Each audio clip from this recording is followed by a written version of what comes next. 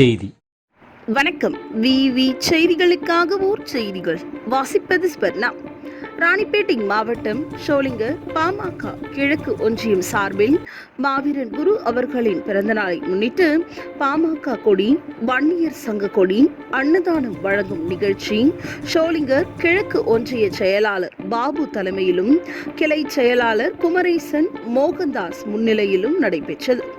இதில் ஒருங்கிணைந்த வேலூர் மாவட்ட அமைப்பு செயலாளர் ஆமா கிருஷ்ணன் கலந்து கொண்டு ஜெய் குரு அவர்களின் திருவுருவ படத்திற்கு மாலை அணிவித்து மரியாதை செய்தார்.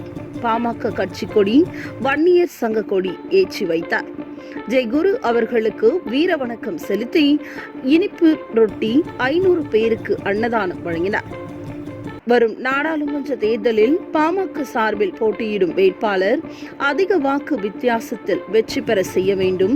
2026 பாமக தலைவர் அன்புமணி ராமதாஸ் அவர்களே முதலமைச்சராக ஆக்க அயராது பாடுபட வேண்டும்.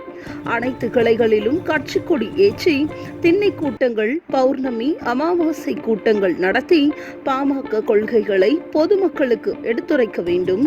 கட்சி வளர்ச்சி பணிகளை அனைவரும் சிறப்பாக செயல்பட வேண்டும் என தெரிவித்தார். இதில் மாவட்ட துணை செயலாளர் வடிவேல், மாவட்ட அமைப்பு செயலாளர் கார்த்திக் ராஜா, ஊராட்சி மன்ற துணைத் தலைவர் நீலகண்டன், கிளை நிர்வாகிகள் சின்னப்பையன், சுப்பிரமணி, சிவலிங்கம், விநாயகம், கோவிந்தாங்கல் சங்கர், ஏழுமலை, மணிகண்டன், பழனி மற்றும் பலர் கலந்து கொண்டனர். விவி செய்திகளுக்காக விஜய் மற்றும் பாஸ்கர்.